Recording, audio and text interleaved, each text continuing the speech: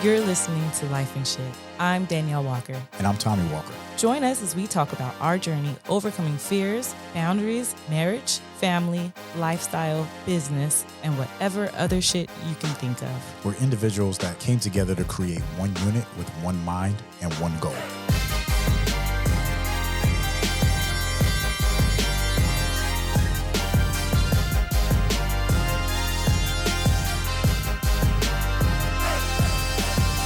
What's up, baby?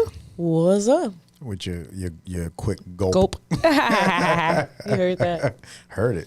Well, I Everybody felt heard? it. Oh, ha, ha, ha. That's funny. It was like, yeah. Trying to get it out. It was like when water hit. Try to get it When in. water hits you, it's like, oh, I felt that shit. Nice. Yo, today's episode is funny. It's gonna be like we was cracking up just talking about this shit. We have a lot. Yeah, you're right. I had a lot of fun talking to other people about it too. Yeah. Before we did it. Yeah. Oh man. Yeah. But I'm kind of disappointed in the list though. So. Oh. Yeah. Well, that's what a list. That's Google shit. Don't trust Google all the time, folks. so I gotta ask you, favorite cartoon all time. Favorite cartoon all time is gonna be. That's a hard one. I like cartoons, so I couldn't really narrow it down, to be honest with you. All right. I go from Looney Tunes to Family Guy, right? So my list goes far. Let's break it down then. Favorite cartoon right now.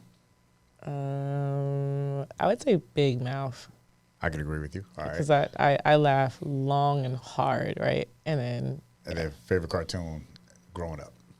Favorite cartoon growing up, but it's like the Tom and Jerry's are like classics, right? Like it's just something about the no words being said, and the chase, and because you like being chased. That's like the Pepe Le Pew, right? Like the Pepe Le Pew was funny as well. I used to love that because Pepe Le Pew was just like such a player, right? I mean, nowadays you would say he was kind of he was a bit extreme, right? I mean, 1,000%. So we was in a restaurant the other day. I'm not going to disclose what restaurant we was at. One of Danielle's favorite restaurants, apparently. Neighborhood restaurant. he was silly. and you don't like that? It's okay. It is. So I'm okay with so we walk in and we sit down at the bar, and a dude walks up to us, and he was like, "Oh, I remember you guys, right?" And we start hitting. I was like, "Oh yeah, that's right. Remember you from back in the days, or not back in the days, but just a few years ago." So for some community work that we used to do, and then out of nowhere, he's sitting down at the table with his wife, and then he comes back over to the bar. So you know how when people say, "Hey, what's up? Remember me?" Yeah, that whole interaction, and then they come back, and then it's another interaction, and then now it's a few. So now it's like having multiple conversations. So that's what happened. So he comes over, and he says, "Remember back in the days we used to be able to whistle at girls, or used to say, 'Hey, what's up, Ma? What's going on?' And that's how that was the pickup game." I was like, "Yeah, that was like the 90s. And, that was how you shout across the street, 'Yo, what's up?'" You can't do that shit no more. That was harassment, right? It's offensive. So to the point of what you were saying about Pepe Le Pew, the way he used to grab the cat and be like, "Oh, voulez-vous, moon, see," and he'd be kissing all that. And she'd be running and squeezing and jumping out of her, and he'd be trying to make her life. That's what the motherfuckers was doing in Hollywood. Right? That's like the motherfuckers was grabbing women up and holding them, and they running it, and that's why Looney Tunes is number 29 out of goddamn 30. What's your favorite cartoon, my love? The Boondocks. Now. Is it Boondocks? Now, yeah, Boondocks would be now. Back in the days would be Bugs Bunny. Well, back in the days, the Boondocks kind of too, because they haven't had an episode in the last 5 years or so. So it's been a while since they had a new episode. I'm talking about growing up. No, now we're talking about now and then growing up. So what's now then? If the Boondocks is growing up. Now I don't even watch cartoons now. Oh, okay. It's whatever cartoon you watch. Okay. Yeah, I don't. And that's the thing. Like I used to be hard into cartoons, like Simpsons, Family Guy, Bob's Burgers. Like we used to crack up Bob's Burgers, but now I don't even watch cartoons. So I mean, I'm not hard into it as you're saying, but I still do watch cartoons. Like if the night's over, then I'll put it on. But it's not lying. You will play a cartoon. Yeah, but I'm not hard into it. Like I'm not like up on the newest episodes or like I don't know what you're trying to say. I'm waiting for. I'm not hard on cartoons. That's all I'm saying. Like you. Do you play a cartoon when you're not doing it, when you just yeah, I will watch cartoons. Right, I do watch cartoons, but I'm not hard on cartoons. Like there's not something I have to watch, right? But I do like a cartoon. It's something that I love to watch. It kind of like relaxes me, or I like to just laugh because of the outrageousness of the cartoons. Like the Boondocks, we're watching again now, which is hilarious just to even watch them from the beginning. But then the newer ones that come out, like Family Guy or American Dad, like I love the way they poke fun of like pop history or pop culture nowadays, or even like the politics or politicians. And then I really like that they they educate you. There's so many times that I have to Google somebody after watching an episode of Family Guy, because I'm like, is that guy really such a jerk, or 1,000%, or is that person such a douchebag? Like, let me look and see if they're correct. And I'm like, oh shit, they were right. That's 1,000%. Like all those cartoons are educational nowadays. If some of it, right, some of it is educational. Unlike back in the days with DuckTales and Bugs Bunny, it wasn't like they would build shit. I forgot all about that. Those are good. Yeah, but you wasn't picking anything up from it. Yep. But they did have some type of like at the end. Yeah, there was a lesson, or there was always this ability to solve something or a crime, right? Like Scooby Doo, right? Like Scooby was like this whole crew. They had this mystery van, and you know what I mean. There was like this whole thing, and their whole thing was finding out who done it, right? So it's like pretty cool. It's like, okay. So and to my point is like the ones from back in the days. Like that's why I'm kind of upset. If you Google the best cartoons, and none of the ones we named are at the top 30, or the top 10. But it was, I figure for me, those cartoons is what helped me with critical thinking. So like Scooby-Doo, for instance, or even, different DuckTales, like all those, when they were solving mysteries or trying to figure things out. Critical thinking was one of the things that you picked up from that. Bugs Bunny, he was witty, he was quick, he was resourceful. Nowadays, when I look at my kids or kids that's around me, resourcefulness is not one of those things that are our number one attribute, right? Because the first thing they say is, like, I got a text message the other day. Somebody was asking for your phone number, and it was an employee, and we have a contact list that's in a platform that they could go to in all the resources, but instead it's easier for me to bypass the resources and just go straight. That's where my thing about today's cartoons, and like how you said, Family Guy and those like they make fun of the fathers of today as well. It's like you're a dumbass that don't know nothing. You sit on your ass and drink all day. Now that's the one thing I dislike about Family Guy and American Dad, right? Because they're very, very popular cartoons, and they both give the American father as an aloof character, right? Like just like a big old dummy. And you got to throw the Cleveland show in there because it's yeah. But that's a spinoff. That's a spinoff of the Family Guy, right? That's the Black American Dad that they figured. Yeah. And it's like Stan he's a CIA agent, right? So he's like got a great job, but he's still a fucking idiot. Like how? And then Peter somehow or another, Family Guy, for those that don't know the reference, Peter always has a great job. I mean, honestly, I don't know if he still works I don't know where he works, but he always has a good job wherever he is. He's always pushing paper somewhere. Sometimes he has the older boss. I don't know if he still works for that person or not, but he always has a good job. But they always are in some stupid ass situations, like Peter and the chicken. Like he's always fighting the chicken. Like that's a thing. It's like how, why is this a thing? Why is that? Why is he like a Family Guy and he fights with a chicken? Why? And then the other thing that throws me off about those is both of them have the what is it? It's like a throw off, right? So it's like the talking dog and then the talking alien. Like, what is this about, right? Like, I don't know. Like, it's that it's that like, this is a cartoon, by the way. You know what I mean? Yeah, like, yeah. oh yeah, this is a cartoon. Don't So forget. Don't take it so serious. yes, yeah. Laugh. And that's what I think cartoons are mostly for, just to laugh, man. Well, the original dumb dad was Homer Simpson. Like that was in the 80s, right? So in the 80s when the Simpsons first came out, yes. Homer worked in a nuclear plant, which would be technically a good job. Yeah, right? truth. Had to stay home mom. Yeah. But this dude, you know, the opening is him walking out with some goddamn plutonium in his back. Yeah. Right. True. And you know, it's a great segue for me to talk about the different sayings that characters had. So his main thing was what? Dope. Yeah. Like, because he's a big old dope, Yeah. right? He's a big old dope. And then there was dope. And then there was his son, who was a big old like a super jerk. Don't have a cow. Eat my shorts, right? It was. You remember that? All classic line. Yeah, I had a T-shirt. I had the T-shirt that said "Don't have a cow." Bart Simpson was like one of my favorite characters growing up. I mean, I didn't have the money to buy the T-shirt, but my parents bought T-shirts. They obviously, you know, put a stamp of approval on that. You don't see a kid walking around with a Boondocks T-shirt on. Oh no! Right? What's it gonna say on it? If I was getting pissed on, I would move or something like that. You know what I mean?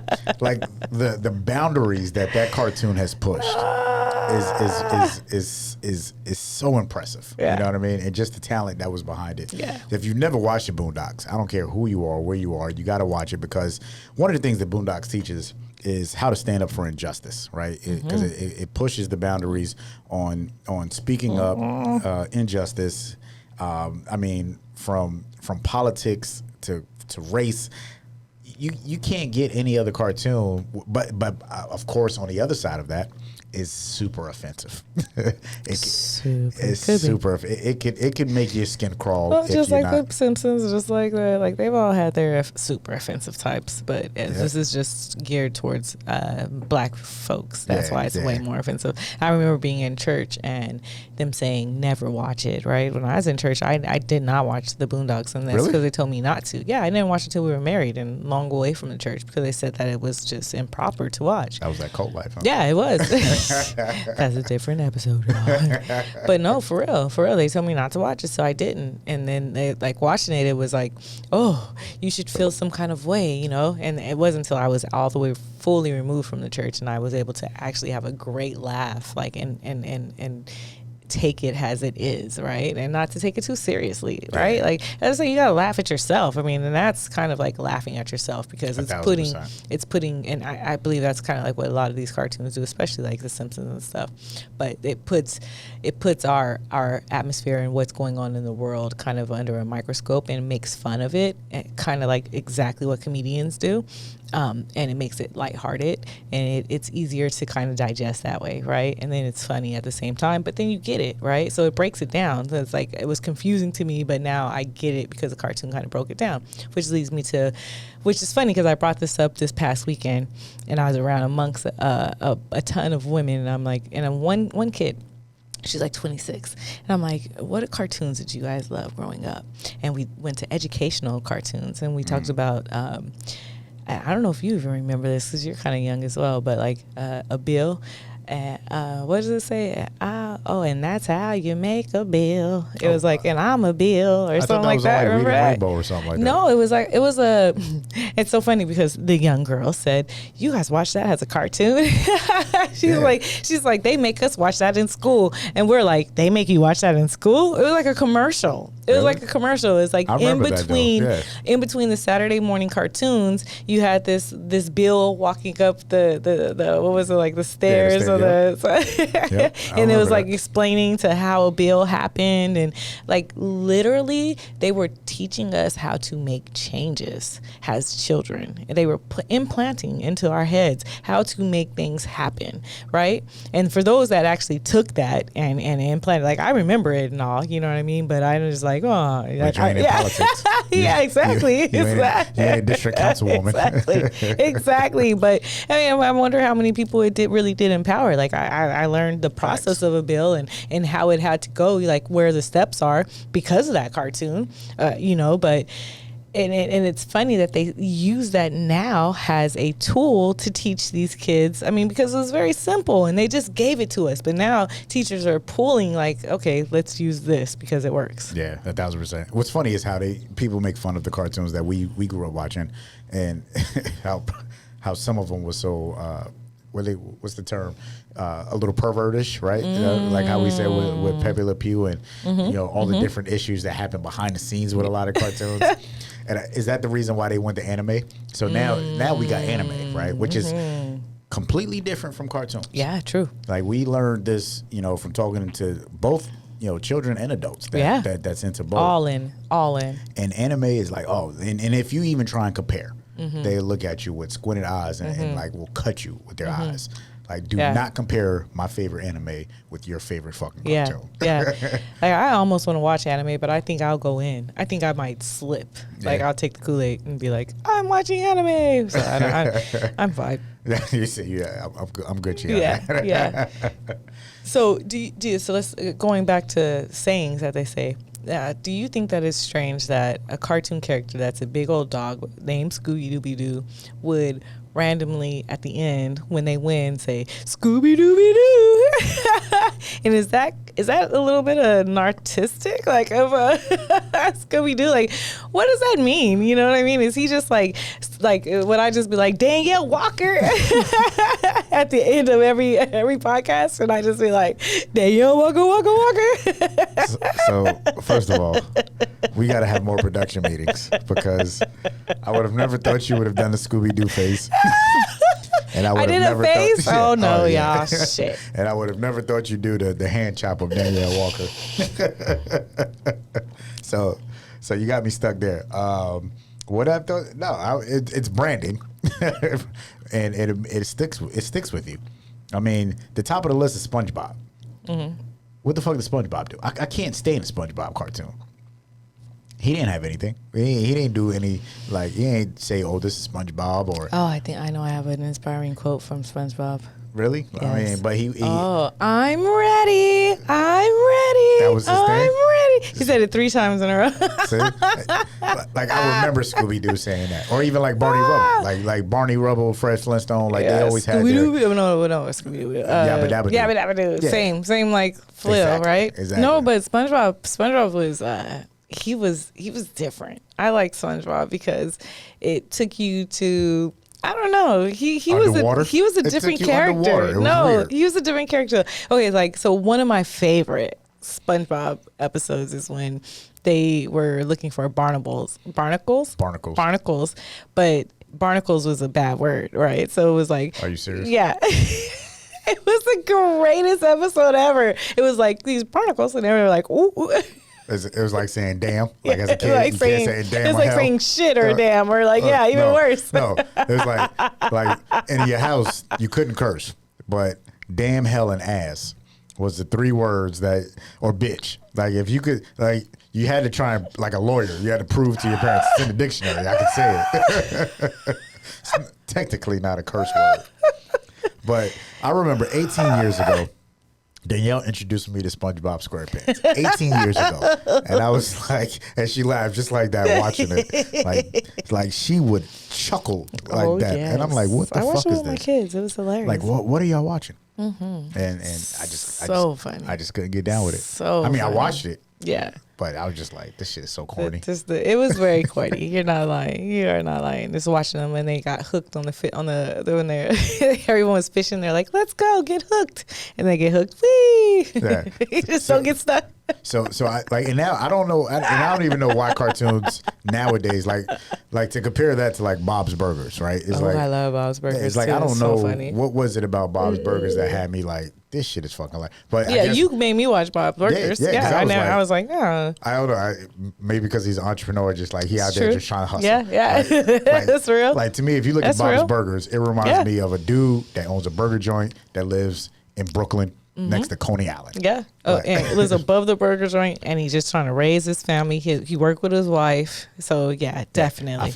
I've seen myself in Bob's shoes. Yeah, I can see that. I can see that. So I was like, yo, this is dope. I was just watching Bob's Burger the other day too. I was like, yeah, like when there's nothing like, I mean, just mindless TV, that I'll put that on. I don't. So there's times when I want to like back to what I said. Yeah, there's time I don't go hard. I'm not looking up the newest episode, Hey, so don't my put it out there. My takeaway from this podcast is don't say Daneyel goes hard.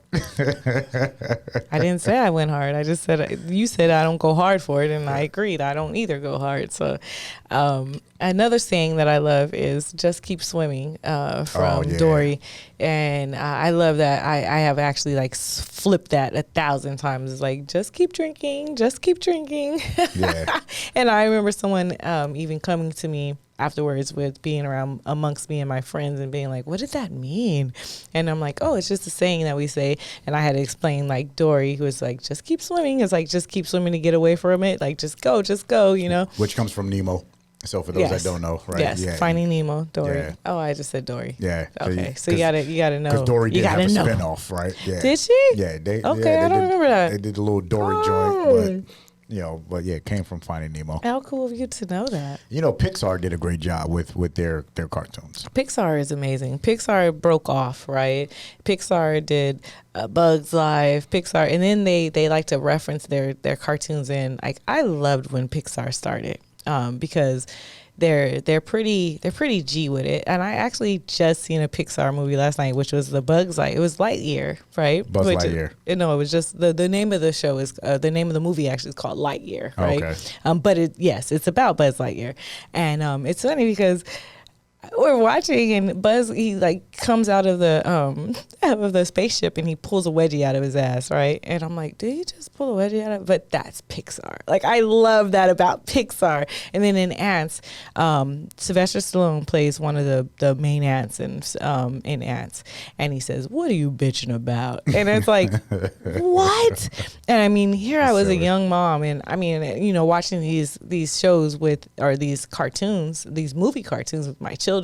And I'd be like, yes, like they put a little something in there for me. And then I'd be like, no, for real, they did say that. And then we'd have to go look at it. And then what are you bitching at? He does say it. I told you, the Sylvester Stallone, it's awesome, that it's little things like that just like make your day. Like Shrek. And Shrek, Puss in Boots, before he was a big thing, right? He gets pulled over and he's got catnip in his pocket, and he's like, it's not mine, and I'm just like, oh, that's great. Like, my kids don't know what the hell they're referencing when they see that was for me. So I appreciate you know what I mean? Like, I appreciate those cartoons that actually give it a little something for me in it, Makes it easy for the parent to watch. Well, it. Yeah, like, oh, shit, that was for me. Yeah. Like, you got me. Now I watch it, so that's why I end up getting caught up into the cartoons.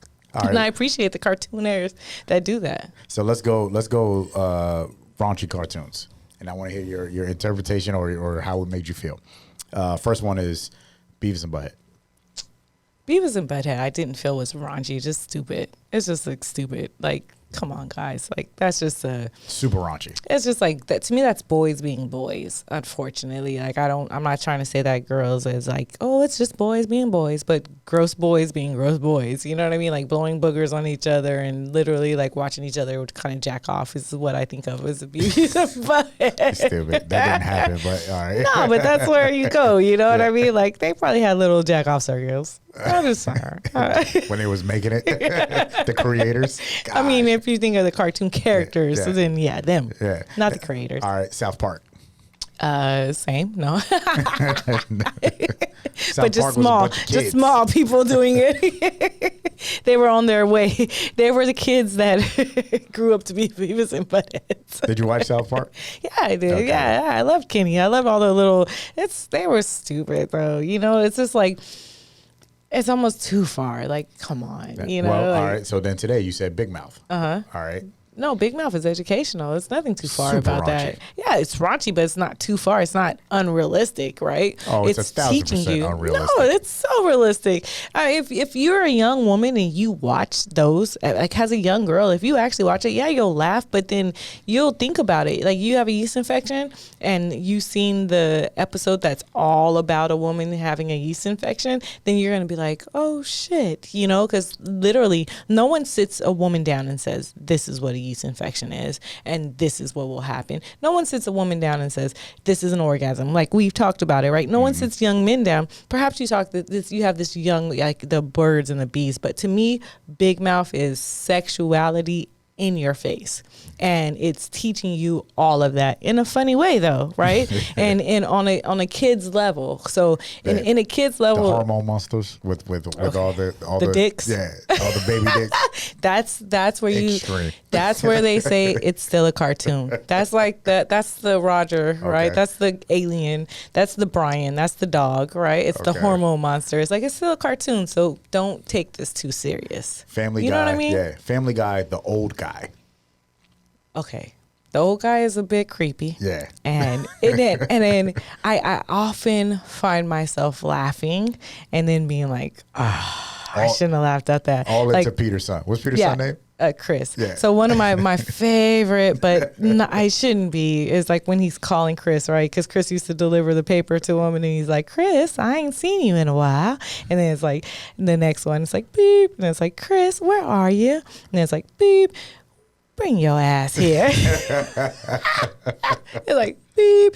If I don't see yo, but I was like, oh my God. It's what they're putting out there without actually saying it 1,000%. is horrible. But the way they do it is just funny. It's not good. It's Super not raunchy. good, guys, but it's funny. All right, so that's the raunchy. Now, just some classics that we didn't talk about. King of the Hill. King of the Hill. I love Hank. I Boomhauer. love Boomhauer. You know what I'm saying? Like, and then when you understand him, you know you're watching too much. Way too much. When you understand Boomhauer, you was like, oh shit, I know exactly what he said. That's like Fat Albert, right? With Mush Mouth. But Mush Mouth wasn't saying that. Mush Mouth was not saying words, but Boomhauer, he was really saying something. All right, so for those that don't ever, you got to watch a Fat Albert. Like that's old school shit. You know, and like that goes back to like Junkyard Kids. Yes. And, you know, Teenage Mutant Turtles. Yes. Like. And I have to say, Fat Albert was based on a actual friend of Bill Cosby who was overweight, whose name was Albert, and he passed away after the show was produced, of course. But and it was someone who he used to talk with about his weight and stuff like that before. So that's pretty cool too. That was an actual person that he made that from. Yeah, that's way dope. Next one, Ren and Stimpy. The Ren and Stimpy. I don't know, as I just remember it's like the Ren and Stimpy show, but I don't remember anything else. Like I remember what they look like, but super stressed. Like they just seemed like two stressful characters. Yeah, I can't recall. What was my man Brain? It was Pinky and the Brain. Pinky and the Brain. Yeah.